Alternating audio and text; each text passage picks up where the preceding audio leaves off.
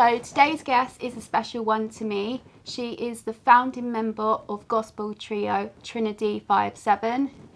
She's sold millions of albums worldwide and has earned 2 Grammy nominations. She is currently playing Tina Turner in the West End musical Tina. Please welcome Chanel Haynes. Thank you. Thank you for joining me today. Oh, it's my pleasure. Finally, Yeah, we're here. Finally. So the show is absolutely amazing. I've seen 8 different Tinas. That includes 8. Soul Sister, which was the original Tina show in the West End. And what you do is just unbelievable with your voice. You sound so much like her. Thank you, Claire. Yeah. I've worked really hard to, one, be true to myself, and also if I'm going to tell a story, if I'm going to say yes, if I'm going to be a part of something great, I have to be great. It's not even a personal thing. I think everyone should have that attitude. If you're going to enter something that's valuable and as epic as Tina the musical, bring the greatest version of yourself. Yeah. And I've worked on this a long time to get to the place where I felt that I could properly represent her. And so it's great feedback to hear from you that I'm doing it justice. Yes, you are. So going back, you was 19 when you saw the movie What's Love Got to Do with It with Angela Bassett. You could relate to Tina. What was it that made you feel connected to Tina? You know, off the bat, my voice from a child, it was always pretty husky, kind of smoky, you know. And so, and then the other girls in my school, they had these beautiful, angelic, light voices. They could sing all the Mariah Carey songs and the Whitney Houston songs. And I was like, I want those songs. But I wasn't given those songs. I was given songs by singers that we would say have this old soul, to like Roberta Flack. And I mean, I'm like in elementary school and I'm singing To Dream the Impossible Dream. They're like this. I didn't even know the meaning of the lyrics at the time, but I was always put in this place of, I felt like this responsibility to deliver strong vocals and to be strong and to be clear. I couldn't be whimsical. So Tina Turner for me was the first person that I saw when I saw the movie that this is the closest to the truth of who I am. And it's really important, I think, for anyone to see some type of representation in the world, in film, in television, media, whatever, where you can kind of see yourself, just a little bit of you. Yeah. And then you can kind of you can build on that. And that's what Tina was for me. And I knew then, I said, if they made a film about her life, surely one day they'll do a show on her life in theater. And when they do, I'll be ready. I was 19. So that was a long time ago. And I've been manifesting that for a long time. So this is not a job for me. And when people like to try to make this a job, like you have to do this and no, honey. I'm here for Tina. Yeah. I promise you, whatever standards you have for me, they're nowhere near the standards I have for myself. So, because this is a gift to her and to her legacy. Oh. So you started preparing for the role back then. What preparation did you do to embody Tina's mannerisms and to sound like Tina? Did you train with a vocal coach? No, I've never trained with a vocal coach. It's experience. It's only to sound anywhere near Tina, you have to have lived, cried, broken heart, joy, elated, surprises, giving birth to children, to sons specifically, to know true love. These are all very human experiences that I carry in my body that I know is also carried in Tina. So it's It's really not that much of a stretch for me. Honestly, if I was asked to play any other role, I don't know. Can you star in? Just, I don't know. I don't even want to name a show, but I'd be like, I don't think I would do a good job. You guys would not think I was talented at all because my voice can't. I don't sound like theater. I certainly don't move like theater. I'm not a trained dancer. I'm not a trained actress. Everything, when I deliver the line, for example, when I say, we're barely charting on the R&B billboards. I've actually been on the R&B billboards. So what that line really is saying is, so now everything is digital, right? Well, when that happened, you could only know where you charted on the Billboard charts on a Tuesday in America. At least I know that. That's when it's released. So you had to get the magazine to know where you charted. And everybody is nervous on a Tuesday to wonder if they're on the Billboard charts. So when Tina says that line, I know what that means. That's the last thing Ike wants to hear. Is her saying, when was the last time? I mean, we're barely charting on the R&B billboards. That was like a, and it's that kind of studying and research and knowing that I carry in my body when I say the lines and do this show. So your story of getting your dream role is a perfect example of preparation meeting the moment of opportunity. I know your story of how you got the role, but for those watching who don't, can you talk about what you did from auditioning on Broadway to coming to London, finding an agent, and the audition process? Ooh, you come guns loaded. It's a great question because it is a process. But I will say, before you even give all the attention to the process, you have to see the big picture. What's the big picture? That's how my brain, if I go in, there's so many layers to the universe and to the world. What do I want? Ultimately, I want the blessings of Tina Turner to play the role in her show. So I was surprised that I didn't get it on Broadway, but that's only because I didn't really quite understand how it all worked.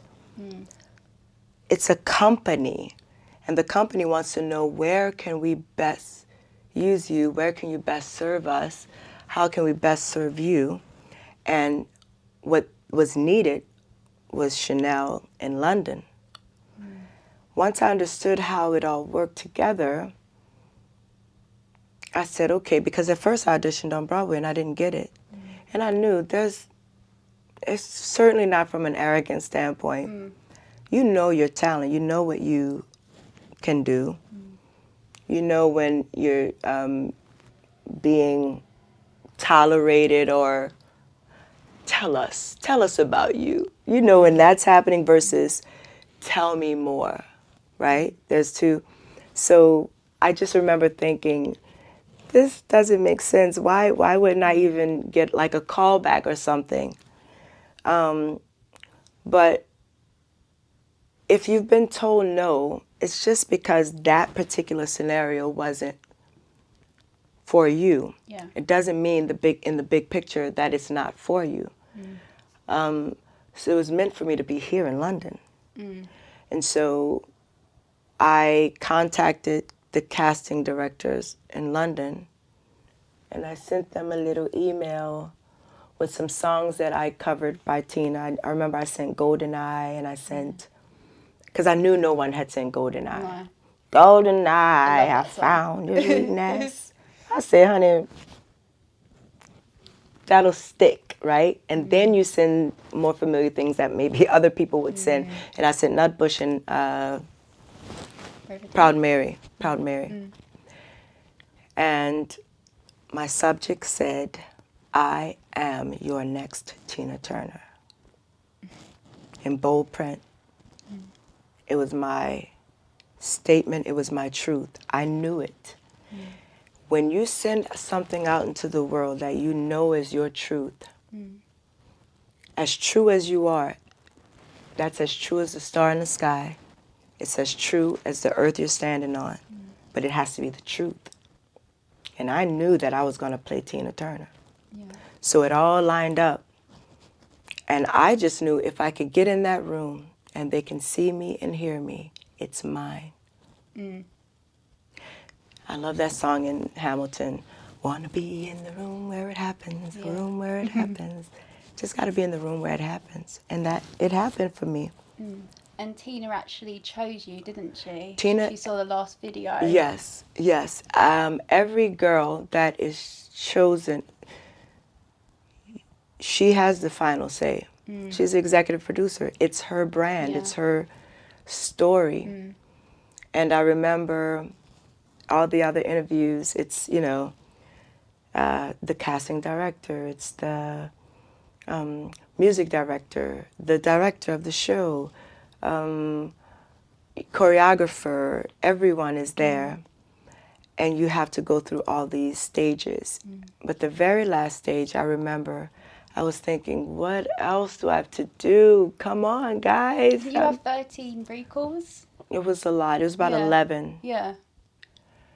And because I don't know the normal procedures, I was like, what's really going on? I can't really tell you what the intention behind that was, but they made sure that I had what it took to tell her story. My very last audition was a woman who was handling the camera, a man on the piano, and the camera itself. There was no explanation. All the other interviews, there were no cameras. They didn't tell you.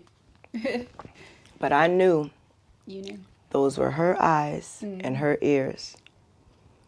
And I remember singing, what was it, for that last one?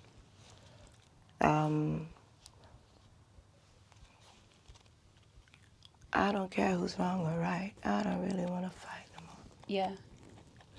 And I remember I had never sang that song before. I knew it. But all the other songs, probably Mary Nutbush, I'd sing around, jumping around all the time in my living room. But I never sang, I don't really want to fight no more. I never sang that. And they said, okay, let's try that, and let's make sure there's some emotion in there. So he starts to play, and my first line is, there's a pale moon in the sky, the kind you make your wishes on. And he went to go on to the rest, and I just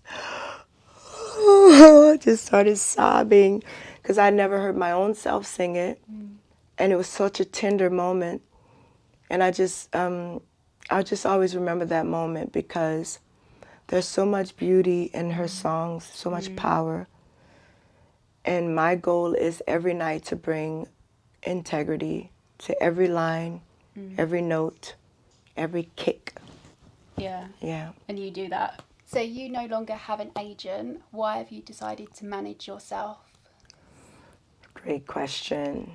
I've had managers my entire adult career. My child, even as a child, no, actually, my first manager, I was 11 years old. So I've always had representation.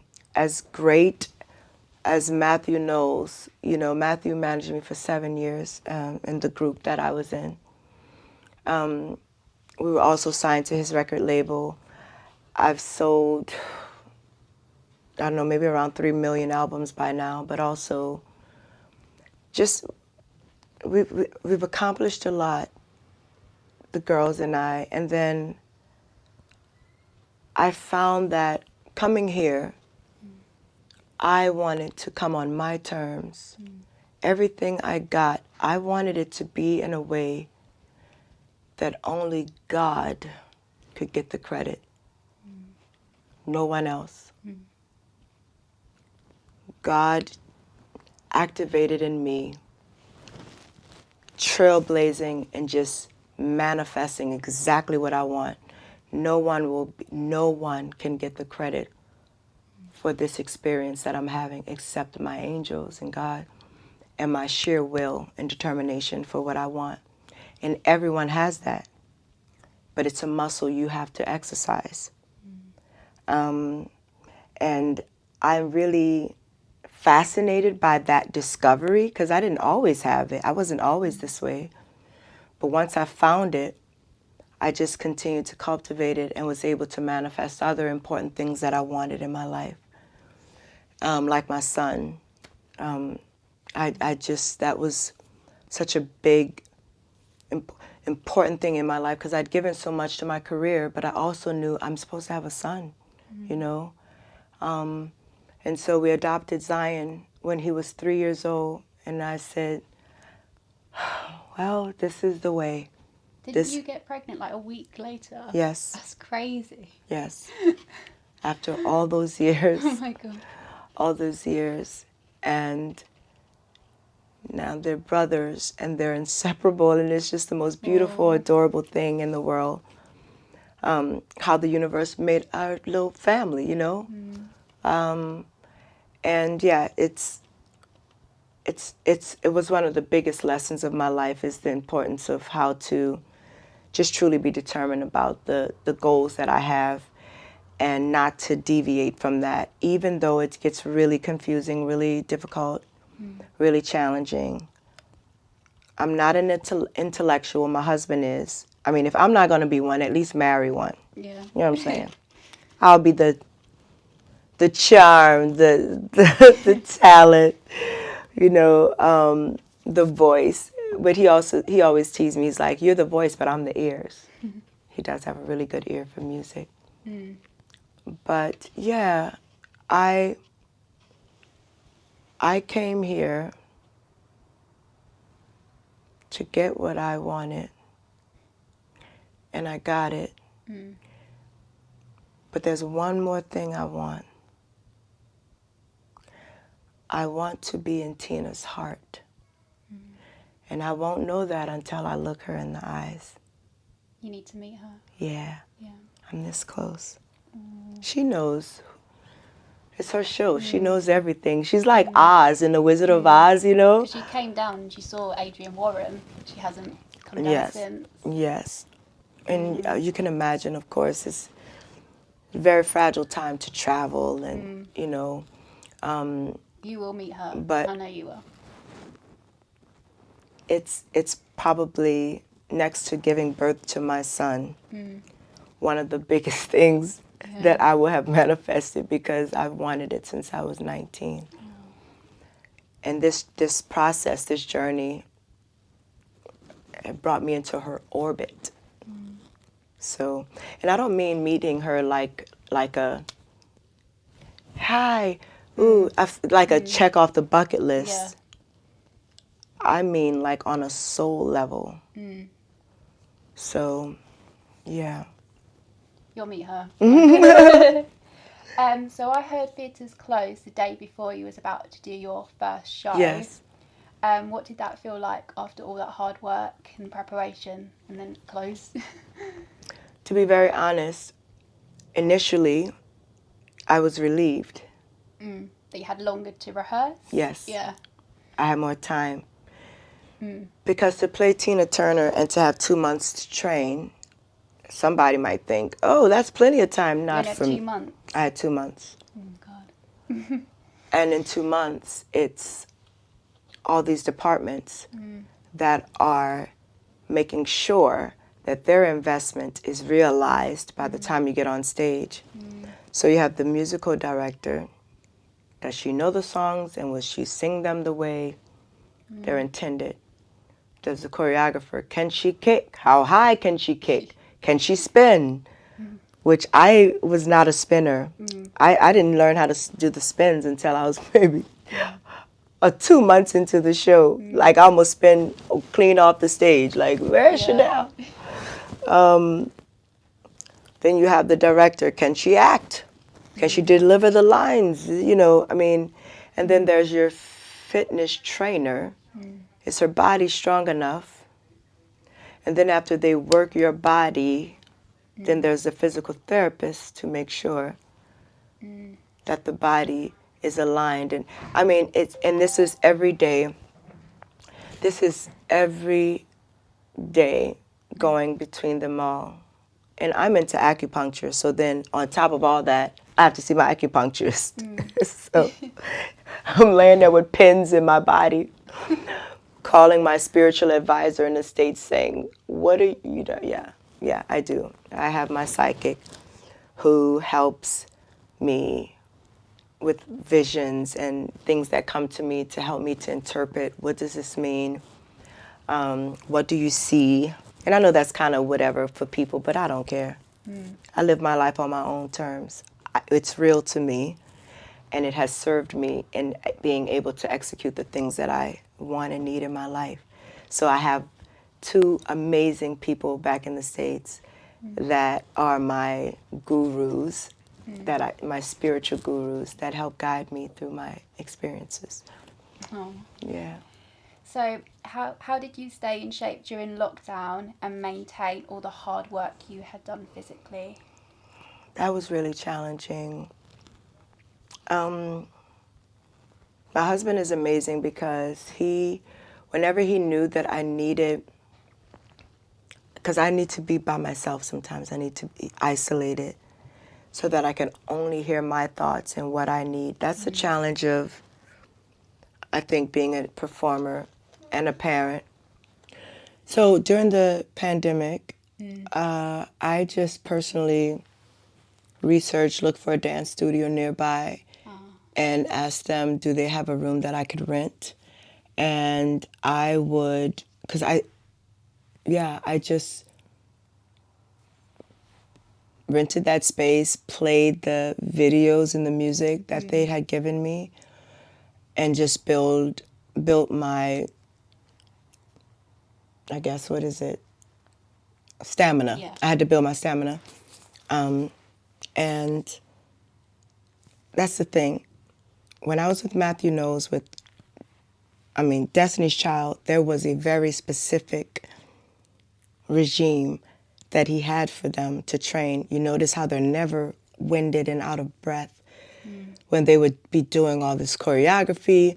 Can you pay my bill? I mean, they're just all over. And they're never break a sweat. So some of it is literally running and singing for as long as you can, holding those notes. Try holding a note from the diaphragm while running. Those kind of things. Also, yeah, I never tried to dance in a technical way.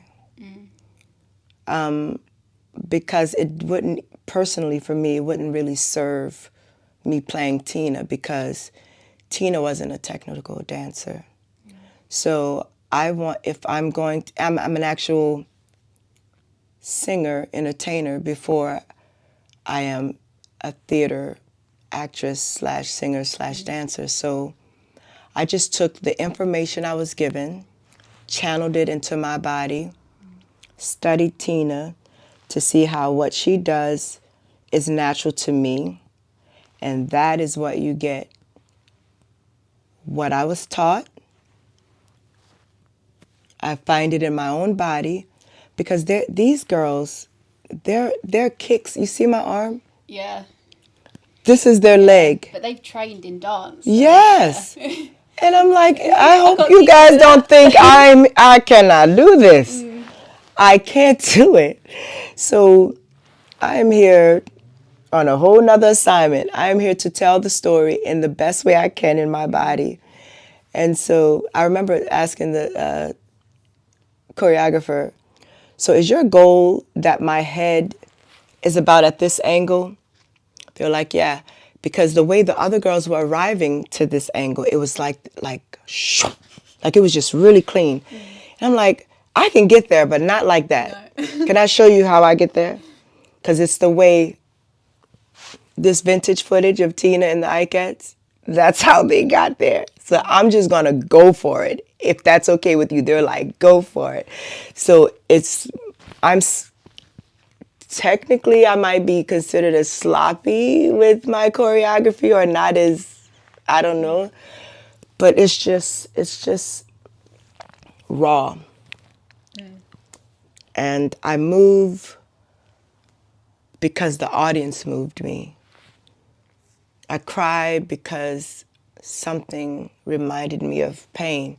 I sing because, oh, sorry, I'm probably messing with them. I sing because that's my purpose. It's not just a show. Yeah. It's my life. So when I say that line to Roger, she says, "Oh, you think you're giving me a new life?" She's like, "Let's get this straight. I picked you." She says, "You don't know me. And you don't know my secrets, so don't sit up here and try." People try to tell you your dreams all the time. But Tina said, they're nowhere near acquainted. I've given my life for this. And when I say that line, my life, it's so true. Every line, a different night, something else comes alive. Like, oh, I never saw that reality in my own life until I said it that particular night. It's really fascinating. And Katori Hall, the writer, she's someone else I long to meet. She's also from Tennessee, where Tina's from. So her writing is so authentic to that culture, this Southern American culture, which is where I'm from. So really, it's beautiful. What was your opening night like? Because there was a long lead up to it. I know. You What know, did it feel like? Finally, I'm actually doing my first show. well, I had this fantasy in my mind of like red carpet and media, like any other red carpet or opening I've done. Not opening, I haven't done an opening. I've done like, red carpet events. But because of the pandemic, of course, there was none of that fanfare. It was my husband and my children that were there. They came to watch it, yeah. Oh, nice. Me knowing that they were in the room, they were the only people that knew me. And I love how the universe teaches you what's the most important thing. Because frankly, if it would have been all that, fuss and da-da-da-da, they might have gotten lost in that. But the whole night I was just sending them all my love and energy. So that's what made that night extra special, is knowing that my nucleus, my family was there for me. Oh, that's lovely. Yeah. How do you sustain your vocal stamina for the role consistently? Well, now I just rest. I mean, it's hard because unlike the other Tinas, they don't have children to say, did you finish your homework? Did you clean up your room? Come downstairs. Da-da-da. So my laughing, if something is funny, I have to even choose a laugh that won't be too strenuous. I can't, in the morning, no talking. I clap my hands to the kids. I know it might sound terrible, but it's our normal.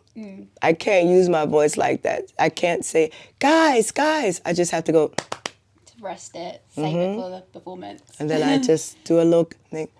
They come, point at, eat your cereal, drink your milk, and just rest. Because 4 or 5 shows a week, you don't need to train and practice. You have another show the next night. Yeah, exactly. Yeah. Yeah. So you have a lot in common with Tina. Both of you have 2 sons, a white husband. Both left California to come to London to reinvent yourself in your 40s. Do you find it easy to become Tina due to all the similarities? Yeah, it's I really honestly don't think I could really do it. Someone might say, Chanel, stop saying that. You're a great actress. You can do this and that. But I really don't feel like I'm acting. Does that make sense? Like it's not hard. It's very believable watching your performance. There's no acting, you become her. Okay, because Yeah. I'm not acting. 'Cause no one's taught me how to do this. I am just so many, all laced through the show. It's my life. When Irving comes at the very end, when she's singing Simply the Best, and I say, you came. My husband is in the audience. Yeah. And I know he came that night, you know? So I'm like, Okay. you came. And he's like, I got your message. And I hug him like I'm hugging Greg, you know? And he's like, are you ready for this? And these are the same conversations. When the London cast called me and said, you got the show. And he's like, babe, are you ready? You ready for this? Yeah. I said, I'm ready. You know, it's Yeah. it's not hard for me to tap into No. my reality. So, if the Tina musical was announced years ago, would you have been ready to take on the role back then? Or do you feel right now, with your life experience, is the best time to play her? I think the latter. This is the best time. Of course, I would have wanted. I mean, who's going to say no to an opportunity like that? But I didn't even have a rasp in my voice in my 20s. It wasn't there because the songs I was singing, the producers I was working with, I wasn't pushed enough to even have the sound. Whereas Ike was pushing Tina day one. Yeah. There was no other way her voice could be except all that texture and layers of just life, you know? So it took time for me to truly be able to portray her properly. I'm glad that I just love being where I'm supposed to be, doing what I'm right now. I'm very present. I don't live in yesterday. No. I don't live in tomorrow. Right now, this is a sweet day for me. It's the right time to Oh, do it. yeah, it's perfect. Do you have any pre-show rituals, like something that you would do before every show? Oh, I always have music in my room, and it does depend on my mood what I want to hear. So I often play Lana Del Rey. Please don't fail me now. Like her voice is so mysterious and warm, and I love her. If I feel like I'm lacking a little bit, I'll play Tina direct, like always. It's always live. So, and depending on the song, I'll choose which video I want. So, for example, I Can't Stand the Rain. I want to watch her Rio performance. You know, for something else, if I want to do Hero, it's just, you know, I just go to all the places around the world that she's done, perform the song live in a way that, like, that's my favorite. And then I take that on the stage so it's fresh. So, like, what's the one, Disco Inferno? Yeah. So all before, I mean, I know the song and I have the choreography and everything, but there's this one performance that she does, and she has these guys around her and they rip the clothes off of her because she goes out of Fever, the song Fever when I'm on, you give me fever. Yeah. Okay, so she does that. She throws her head back and they rip the clothes off, and then she goes into Disco Inferno. That performance, she's very stiff. And it's so much shoulder and lots of this and And I hadn't been doing that before, and I looked at the video and again right before the show. So that's my ritual. I do a little more tuning, little tweaking, like, oh yeah, I'll do that Tina thing tonight. So yeah, now when I do Disco Inferno and I have extra space outside of the actual choreography, I'll do the little things I just learned in the video in my room. There's always live performances of Tina that you watch. Yes, I always watch her live performances just to stay fresh and sharp. Because it's really easy to just kind of go through just, you know, what you want to do. And that's okay, but don't get it twisted. You are telling her story. So yeah, that's what I do. Lesson of music. I have tea, and I always have Gigi and Zelma. They always come to my room. My mother and my grandma. Yeah. And we hang out. Oh. Yeah, it's really sweet. They're my anchors. I mean, their real names are Madeline and Irene. Yeah, they hold me together when I feel weak. Just like my ancestors, they make me strong. They take care of me. So we have tea together in the room. And nice. It's really nice. Have you had any funny things happen on stage? Anything go wrong? Many times. It's so funny. I know, well, I wouldn't call it funny, but let me see. I don't want to scare you guys. Because I did ram my knee into a spotlight once, running off stage. And so, well, this part is kind of quirky. I cut it so much, I hit it so hard that I was bleeding. Because when the lights go dark, you have to know where you're going. Yeah. So they couldn't stop the bleeding because the turnaround was too quick. I had to go back out on stage. So it was like, hi, everybody, you want 2 more songs? Yeah. And I look down and I see the blood trickling down. And I'm like, this song is a song I wrote all by myself. And I just... Act like nothing happened. Like nothing. Because I know the people on the first, 2 rows, they see the blood coming from my knees. Like, what? Is this in the show? So I just did this move, wiped the blood, and then, try to make it not seen on my hand. That happened. Oh my gosh. I've messed up lines and forgotten things. Often if I forget a line, just improvise. I'm really good at that. I know.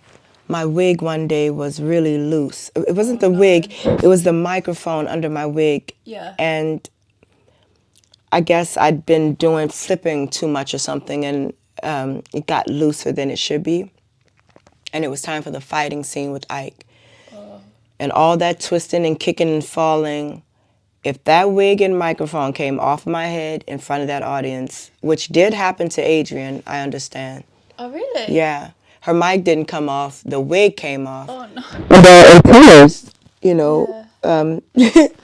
so she was doing the fighting and tenors are just up. I was like, oh my God, I wish I had seen that. That's so funny. But I could feel it sliding, and so I know what my normal choreography is in the fight scenes. When he punched me, I have to go back and grab my face and then get up and all this stuff. Well, I could feel this wig is going to come off any minute. So once I felt it, I pretended Tina was really just having a mental breakdown. And I just, and I'm pulling it down, just, it's just crazy. And Jammy, Ike, was like, what the hell is going on? This is extra. So at the end, I told him my biggest wig was coming off and I needed to readjust it. I don't think anyone would have noticed if they've not seen the show. No, I know, yeah. What is your favourite Tina Turner song and why? That I perform in the show or just in general? General. That's an impossible question. It's hard, isn't it? I have a lot of favourites. Yeah, but if I had to choose one, it just really has a lot to do with also how you feel when you're singing the song.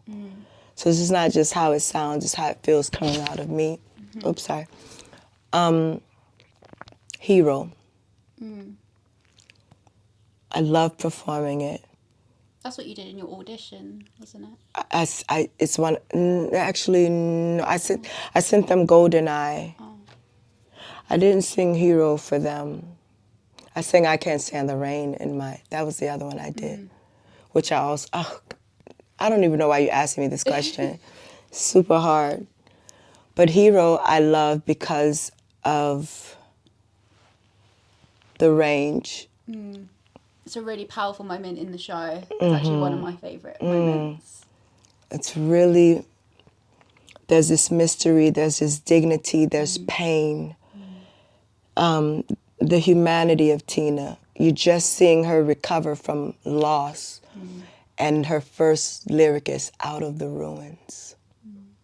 Already out from the wreckage. Can't make the same mistake this time.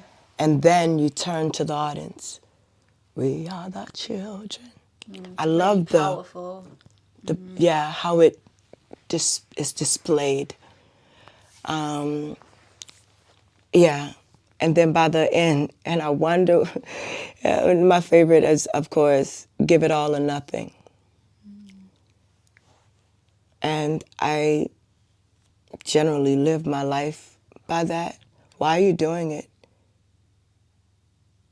if you're not like complete, like 100% there? And so and the funny part about that is I'll be singing that line and I feel like it's the last bit of vocals I have because you are, your voice is so depleted. You have to be kind of out of your mind to hit that note. And I'm always out of my mind when I hit that note. And I'm just so relieved once it's gotten out. But not only lyrically, it's talking about basically being triumphant. All I want is a Thunderdome. I want all of it. But you gotta work. You gotta come from the ashes. You gotta come from the ruins. That's your favourite? Yeah. If you had to choose. Yeah, if I had to. So Tina Turner is known for her iconic fashion style. Yeah. You get to wear some beautiful dresses Yes. in the show. What is your favourite costume? Oh, my favorite is they call it the fire dress. The flames. Mine's a Disco Inferno. Disco Inferno. Oh, it's the same yeah. one. Yeah, it's the Disco I love that. Inferno. It's beautiful. Yeah. It's really, and it's heavy. The heaviest dress is if it's not that one, it's the very last dress, the little mini dress of crystals. Oh. It's like they're putting a person on my body. Heavy. It's really heavy. It looks light. Oh, no. Just think when you're walking, those are crystals. How do you dance in that? I know. I mean, my body's sort of used to it now. And then, of course, we're on a rake stage in heels. So your body has a new center of gravity. It's a lot of, I've learned a lot from theater. But I would say, yeah, Disco Inferno dress. Because it's like Bob Mackie, you know, the slits up the sides. Shows off your Tina legs. Yeah, the legs and the kicking and it's really sexy and feminine and strong. That's my favorite one. You got to also wear one of Tina's dresses, didn't you? For Two of them. 82nd birthday show. How did you get hold of them? So my friend, well, she's my friend now. I became a part of the most obsessed Tina Turner fan club on the planet. And the woman who runs it, she obviously has a clan of other Tina fans, and one of the fans owns several of Tina's costumes. Like, I feel like, I don't want to say the wrong number, but almost like maybe 20 of them or so. And the ones, she donated them for me to be able to perform in them for Tina's birthday. So the Prada black leather one, that she wore on, I think, the American Music Awards. And then the other one is from her, I think, Barcelona in 80, oh, I don't want to say the wrong year, but in the 80s. And it's made of like all these little pearls, which the dress is so fragile. And like some of the beads kind of came off because they're just so, it's old dress. And one of the beads came off and I saw it and I'm like, this can't be here. And I asked them, I'm like, is it okay if I keep this bead? It's just, of course. So I keep it in my wallet. And I remember thinking, Tina sweat. That Barcelona performance and that white beaded. Yeah. And so when I sang in it and I also sweat, I like to think that our chemistry has mixed, like we both sweat in a performance in that dress. So yeah, that was very memorable, epic highlight of my life was to sing her songs. And wear her dress. Yeah. So you started as a gospel singer when you were 6 years old. Tell me about your life growing up in New Orleans. Oh, yeah, I'm a preacher's daughter. My mom and dad, they had 6 kids, 3 boys, 3 girls. We're all very, very close. And if you're a preacher's kid, of course, music is a really big part of the African American culture in America, you know, so we, in our churches and gospel. So yeah, I started singing very young. At 6 years old, I started singing in our church, and yeah, that was the beginning. So describe what your parents were like in your childhood. What was the best piece of advice they gave you? Oh.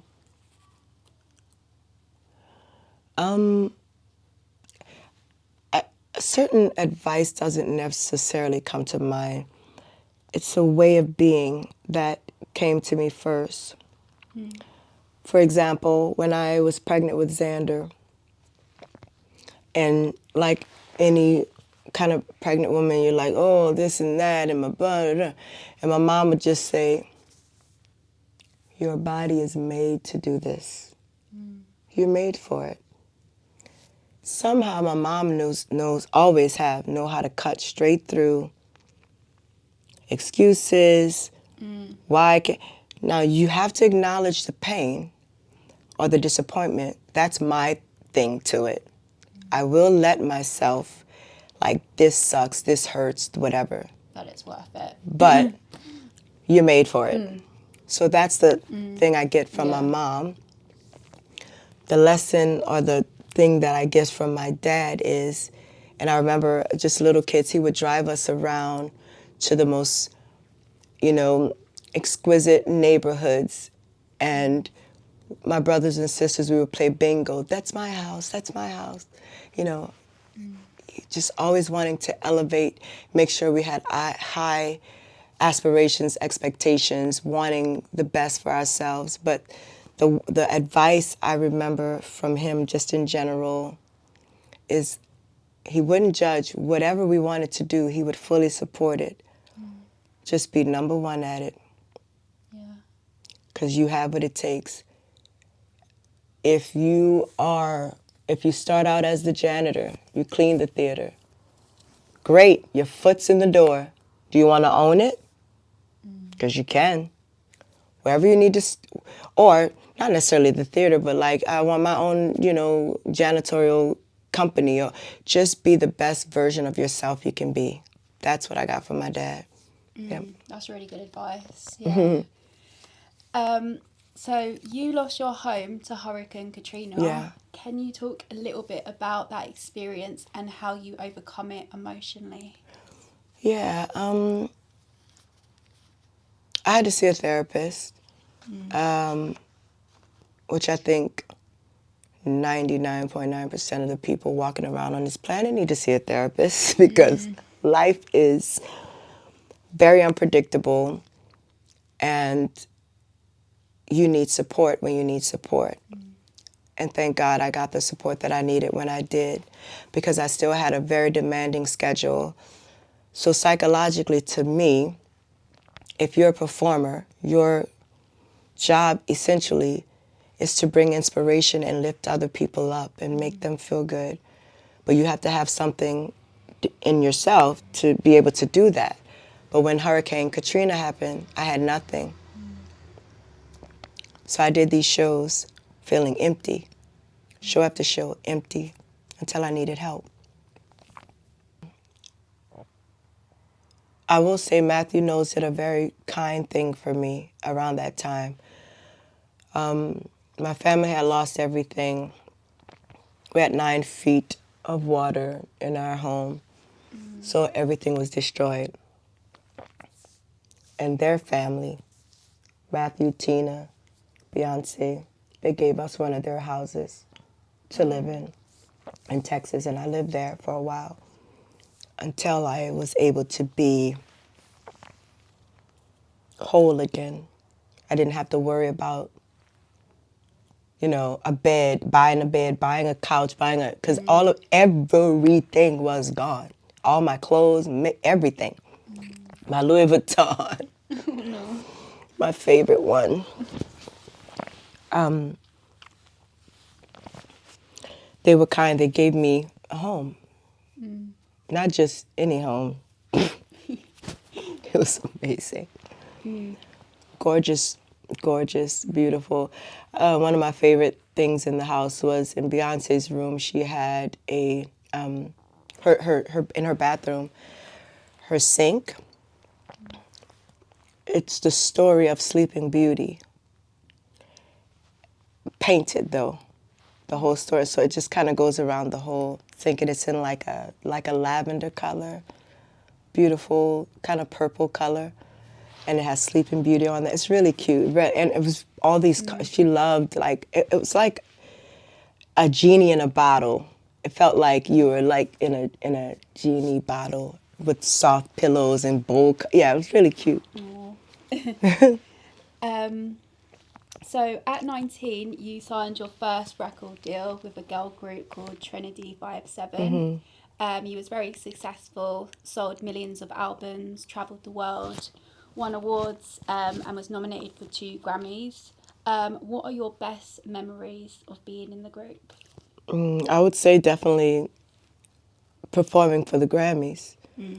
That's every artist's dream. Yeah. Not just, the nomination is wonderful. Don't get me wrong. But the stage, Yeah. that's way more difficult to accomplish than being nominated or winning the award. That's all. One day, maybe I'll win one, but it's not my it's not everything. Being on that stage and looking out, and it's not your normal crowd. You're singing and you're looking at Cher.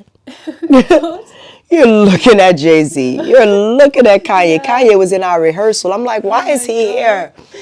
I can't rehearse like this. No. Well, because I don't know, I guess he had to do something right after us. But that night was really special because... Didn't you have Tina before Tina, the same night? Yes. Yeah. So her and Beyonce, first of all, the reason why I don't even know what this is. I've never said this on camera before, but Beyonce is the reason that we were able to perform on the Grammys. She just used her Beyonceism to say, these are my girls. I want them on the stage. There's no other way. All kind of people are trying to pull strings to get on there. But she's like, you want me on, right? Yeah. Yeah, these are my girls. So our rehearsal, because obviously Matthew's managing both of us at the time, our rehearsals were at kind of the same block, which meant Beyonce and Tina were rehearsing right before we were.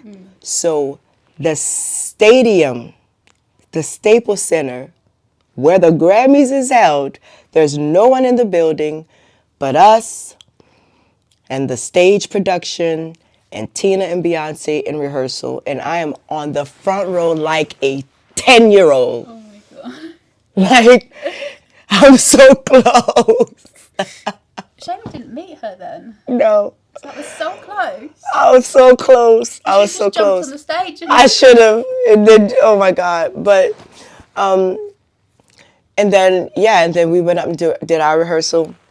So it was really cool because by the time the show actually happened, same thing. I was able to watch the show, watch their performance. And as soon as they were done, we ran and did our quick change because you can't perform in the clothes you wore at the red carpet. No, of course not.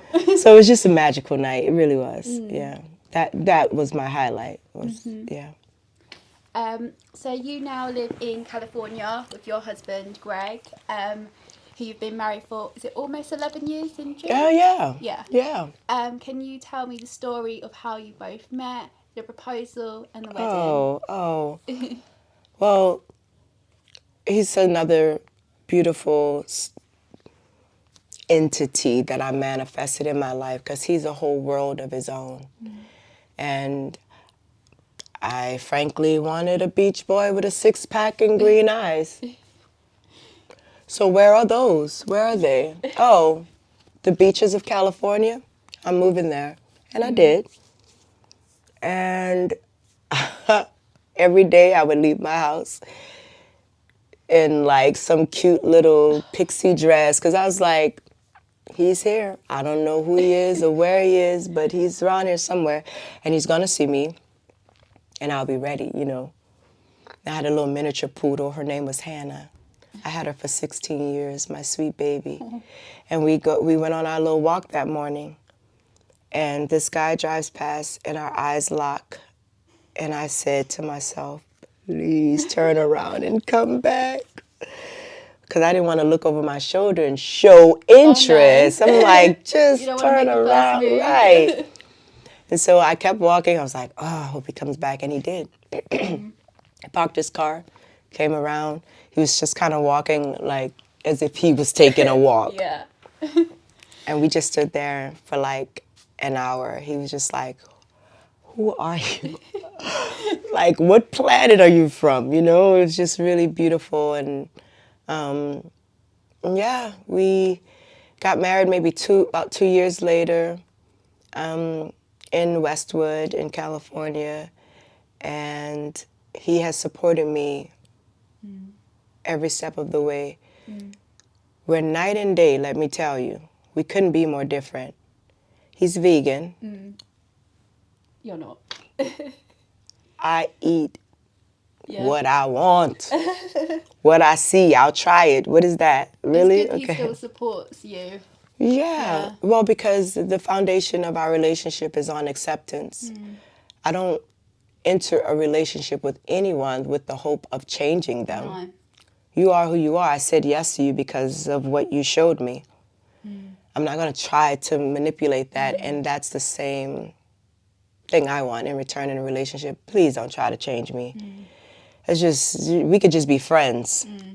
Don't marry me and try to. That's a bad move, and we struggle with that because we're human. Of course you want the person to just kind of do what you want them to do. But that's what makes our relationship strong, is he has strengths that I don't have, vice versa. And we trust each other. So yeah, and we've been, I'm still married to my beach boy. If he calls me, his name doesn't show up, it says hot beach boy. And in his phone, if I call, it says my badass wife. Can you tell me about your two sons? Yeah. Alexander von Schwartz is my 3-year-old. Zion Haynes Schwartz is my 7-year-old. Zion is my biological nephew. My brother passed away of a drug overdose it's been like 4 years ago. Next month will make 4 years. And this was his baby. Zion was his baby. right here. Oh. And I immediately went back to New Orleans and I said, he's mine.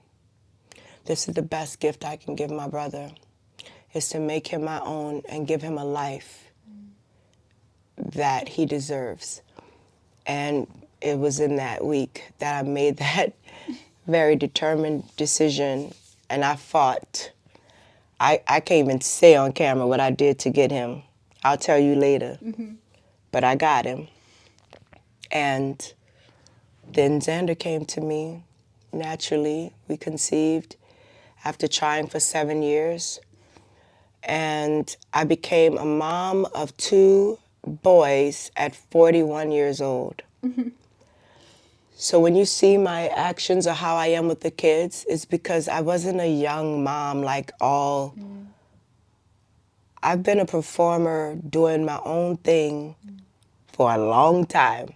Yeah. And then in your 40s to like be responsible for 2 other little humans that need food and clothes, and it's like, it's a really big thing to adjust to and still maintain your schedule and everything. But I just think of Tina. She did it. Yeah. She did it. This is exactly what she was doing. You got to be tough, but also like today we have special time. Greg and I break up the boys and we have one-on-one with them. And even if it's 5 minutes a day. So I had my one-on-one with Xander today. So it was really, really beautiful. He got lots of ice cream. Oh, did he? Way too, like, shh, ice cream. Yeah. How do you manage your time of being a mom to 2 boys and performing? I don't even know how to answer that question because it's all connected. They're my source of inspiration. Mm. There's no way I could be here without them. So it's like asking me, so what's it like having arms and legs to do the show? It's necessary. Yeah. It's a part of my existence. And it's difficult in that, like I said, if anything, it's just like vocally having to speak more. Because throughout my career, when I'm done with the show, I can stay out as long as I want, as long as I get a certain amount of hours of sleep, I'm fine. But with the family, with kids, I don't have as much play time, but I do carve it out. Because when I play hard. I had a little fun night the other night with some friends, with some old fashions, hang out, laughed and dreamed and everything. And then, but I did that because I knew all day today I would have off. You see what I mean? And this will give me enough time so that by Monday, crush it. What advice would you give to your younger self? Oh. It's a really great question. You know, I didn't recognize that I was beautiful. I know that sounds really weird to say. God made me exactly the way He intended. And I wasted too many years not knowing that I was the perfect little design that He made. So until I was maybe in my 30s. And it's a long time to me. It's a waste of time to go through your life, especially as a woman, to look in the mirror and not see that you're beautiful. Because you don't look, or your body isn't like this person or that person. And so that becomes a standard, and then unnecessarily you have wasted a decade or 2 or 3 on a comparison of someone who had work done. That's not even their body. or their face even, or their hair, or their anything. It's just put together as a vision, and you've wasted 10 years saying, I'm not that, so I must not be beautiful. And so you're insecure. And so I would want her to know how beautiful she was then, because I didn't know. I didn't know. Yeah. If you wasn't a singer or performer, what would you be doing? The director of the FBI or the CIA. Okay. I would love to investigate crimes and major, like from politics, investigating how these giants in the world, the top 1%, the divide is getting bigger and bigger. People are becoming poorer and poorer. The rich are, it's really off the charts. And everybody in between, they're not really comfortable. They're on edge because they know you're leaning one way or the other, because the divide is too, and there's just so much corruption. So, like, I would love to have to be a part of taking down the powerful that be, just annihilating them and contributing to humanity, where I know it sounds kind of ridiculous or like I'm being some idealist and not realistic, but Joan of Arc, Helen, Catherine the Great, these warriors, William Wallace, like all these fighters, I'm obsessed with them. I like going into battle, into war with a strategy, because if I enter the battle, I'm surprised if you win. Yeah, because it's like chess. I love seeing, planting this over here, over there, and then step back and watch it play out perfectly. The directors of the, oh. Interesting choice. Yeah, I know. What is next for you? What are your future goals? I'm in the moment, really. I do know that it's more entertainment. It may lean more towards television or film, but still music being very much a part of that, meaning, a soundtrack to, whatever film I'm doing, or I don't really quite see myself in theater outside of what I'm doing, because the whole reason I even did theater was to train myself to be ready to play Tina. Yeah. I have Tina. I'm good. There's no other show that I would do 4 or 5 nights for. There's no other role that you'd like to play? It's not, no. I strictly did theater so that I could one day do this one. Now I have it. So I think you'd be perfect as Rachel Marin in The Bodyguard.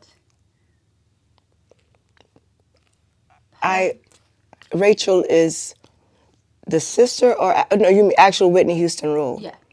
Yeah, because that was the character's name, Rachel. That musical was in the West End years ago. I saw it a lot, but I can imagine you playing that role. I would be able to play that role physically. I know I can have some like Whitney features and things, but I love her voice so much. I would not want to have to sing her songs in my range, because she wasn't a contralto, or they would have to bring the keys to my range, and therefore the integrity of the music, it would sound, I'll sing the songs, they'll sound great, but I just wouldn't want to confuse. I want them to really hear a real Whitney concert. They did bring the key down because we had Heather Headley who played the role originally. Yeah. So, but Heather's, and she followed me on Instagram. She congratulated me about Tina. Oh. I was like, what? You're a legend. Oh my God. She has such a powerful, clean voice. It's clean, like Whitney. There's no rasp. So when they hit those high notes, it's like, pew, like a laser. And my voice have way too much, it's just the rasp and everything. So when I hit a big note, it's gonna sound like a rock, like, Tina's skin. Yeah. And that would not, I wouldn't want that. But her techniques, I have them in terms of like her vibrato, the speed, and how she'll hold a note and how she clips them off at the end. I'm too hoarse now because I've been singing Tina all day, but like the, if I should stay, I would only be in your way. I can't do it, I'm too tired. But it's like, there's the cuts, the up, down. Yeah. I know I have those in my head, but my voice is, I can't. Okay. I wish. What is the one thing that you most want people to remember about you?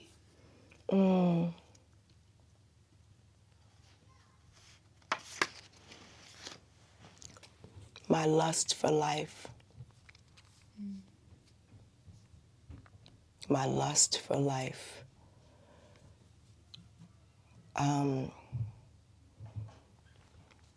It's almost like, to me, you get a choice to see the whole world in black and white or in color. My lust for life. Fall in love with yourself to the place where you don't need anything else. No person, no amount of money, nothing. But the pure love of yourself, because your soul is on fire and it's here to consume, and not in a reckless way, in a concentrated way. There's wildfires. That nobody looks at a wildfire and is like, oh, this is, well, because it probably causing all kind of destruction. But a controlled fire, that's what we are. And that's how I see myself, this. And I think it's interesting, again, with Katori, I got to meet her, because there's a line where her mother says, fire is hard to hold. It's hard to embrace at night. It illuminates your own flaws. Everybody doesn't want a fiery person near them, because you illuminate their, right? So I'm that little fire, controlled, concentrated, alive, lust for life, bring warmth to the people in my orbit. They can thrive because of my love and my gift, my light to them. Yeah, it's the best way I can articulate that. What advice would you give to those watching who have a dream? A dream. A dream is a wish your heart makes when you're fast asleep. The dream is in your heart because it's designed to be realized. It's not there for no reason. It's there because it's intended for you to fulfill it. The question is, are you willing to do what it takes to manifest it? No one else can do it for you. You have to do it. It's your dream. It's your vision. It's your moment in time. And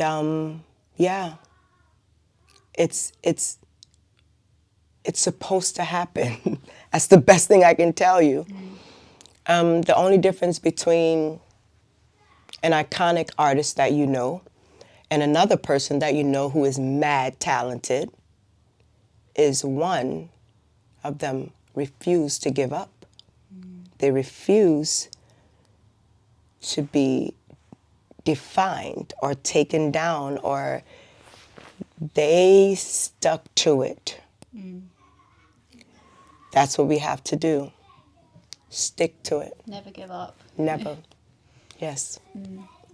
So thank you so much for joining me You're today. so welcome, Claire. Can you end us with a song? Can you sing your favourite Tina Turner song? My favorite Tina song, oh gosh. Or a Tina Turner song? I can do, since I'm so hoarse, I'll just do the first part of Hero that I told you I love so much, because the lyrics are just brilliant. Now you may hear kids falling downstairs in the process, or screaming, or those things, but this is what it would be like if you came to Tina's house and asked her to sing a song while her children are here. Yep. Let's see. Out of the ruins, out from the wreckage, can't make the same mistakes this time. We are the children, last generation. We are the ones they left behind. Oh, lovely. Okay, that's it. Thank you so much. Thank you. This is brilliant. Thank you. So I'm now with Greg, who is Chanel's husband. Can you talk about how you support Chanel? Sure. So yeah, it's a good combination, because I have a steady job. We always joke, because I give health insurance, and then she makes us cool and gets us into cool events and stuff. And we support each other, definitely. But when the nature of a creative job is it's sporadic. You have a gig, and then you don't for a long time. So it really changes quite a bit. And she's needed more support recently because she's doing the role of her life. And so yeah, I've supported her the best that I can, which is mainly watching the boys. We have 2 young kids, as I'm sure you've covered. But we support each other in various ways. It's been a big transition coming to London, and as a family, but a massive opportunity too. So I'm super grateful for it, because I love it here. So it's worth it 10 times over. What I want to share is, so often you see the person, the artist, and people don't really know who is responsible for creating this platform. How? Because no one's there by themselves. It's just impossible. Especially if you've had people in your life in the past that have caused a lot of pain or disappointment. And so for someone to be in their 40s on a main stage, persevering, is because they had some really good, solid support. And in that case, it is my husband. He has, like, truly, when I come home, I am just, babe, this, and you can't believe this, because I can't say it to anyone else. He's the one who is there to hear me and listen and support me. But Greg is very modest. He's a PhD doctor. I told you, somebody's going to be the brains of the operation. And then there's the crazy person. That's me. Well, I wouldn't put it that way. But remember I told you, I said there's only one crazy person in this relationship, and that's going to be me. Is she crazy? Crazy is the wrong word, but passionate. There's a lot of overflow there. But yeah, I mean, I have trained book smarts, but you have an intelligence that's otherworldly in what you do and with people and with success. And you know that deep down, and everybody else does. But yeah, I mean, the thing is, here's the thing. She comes home from the show at midnight, full of energy. That's what gets me. I work After out. doing that show, still got energy. You can't come down that You're on a fast. bit of a high. Yeah. Yeah. So I get up at 6 and work out. So she comes home at midnight. It's just like, hey, guess what? And she stays up till 3. And I'm like, I gotta go to bed. But I want time with her because that's our time. Yeah. So that's the tough thing. That's the Our challenge. schedules are different. It's finding the family time because, of course, first thing in the morning, kids out for school. Up for 7, out by 8:30. Can you imagine how tired I am at that hour, right? So you have to get up to take them to school. Yeah, I got a breakfast, uniforms, and my brain is not How do you get completely enough sleep on. if you're going to bed at She 3 doesn't. in the morning? She doesn't. All I can do is try to get to sleep once they go to school. Yeah. But I can either sleep or take care of my business because I'm not just on stage. I have all these other things to do. So it's like, do I sleep? Do I get more work done? Do I take a walk with my husband? Do I watch my favorite sitcom just to laugh? Like, Yeah. Another thing, just the last thing I would mention is the dynamic is always interesting in every relationship. Every relationship is different. We have some contrasts that keep it lively. We're not so similar. So similar is great. We have important things in common, but I'm the academic thinker. She's a creative, obviously. And so that brings different people into our lives, which keeps our friendship group really interesting. really interesting. And I'm like vegan, and she's very traditional food eater, like 88% meat. And so we joke about that a lot, but it softens me and makes me not so radical. And it also makes her realize, I'll eat healthier in this way and that way. It's pulled her in a good direction and pulled me in, a moderate direction. So things like that. And he's way more disciplined, I think, like physically. He gets up at 6 a.m. and go to the gym. It shows. Yeah. He is in, like, Well, his what's body's next so for me- different from when we met. I'm like, thank you, God. I knew what I was talking about when I said I wanted a beach boy. This is awesome. But then he teases me that, because I never go to the gym. She never goes to the gym, and she looks incredible. Yeah. She does not go to the gym. I mean, Do you not have a trainer for the show? Yeah, but that's not why my body is what it is. They just conditioned me to be able to have a strong core so that when I'm standing on that stage, I can hit the notes and everything. But he was great. Well, you perform vigorously every night, and that keeps you in shape. Yeah. You always get like a little bit better shape when you're performing a lot, but basically you just have incredible genetics, and somehow got perfect figure. Yeah. Tina legs, everything. Yeah. And somehow you know what to eat and what to do to keep your body okay. You don't go to excess. and then there are our children. Okay, Alexander, guys, come on, let's say come hello, on. and then we're gonna go eat. Come on. You hungry? Come say hello. Come here. Can you look in the camera? Say hello. Mwah.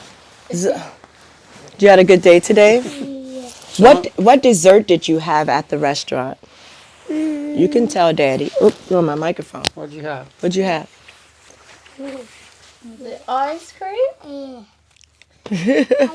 Well, you're wearing Zion's pants. You're a big boy Yeah, now. he's getting bigger now. That's a good thing about having two boys. Just Yeah, hand-me-downs.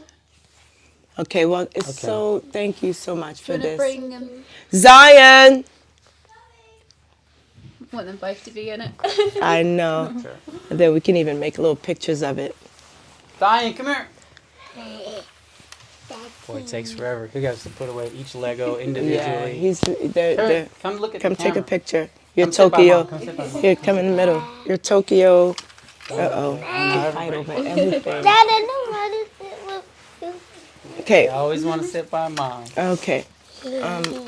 So I'll sit next to Mom and Dad. yeah. There you go. And I'm going to sit on top of them. Okay, everybody look right there. Can you say hello, everybody? Hello, everybody. Say welcome to our home. Welcome to our home. Say bienvenido. Bienvenido. Trying to teach them Spanish. Okay, how do you say goodbye in Spanish? Ciao. Good. Ciao, goodbye. Perfect.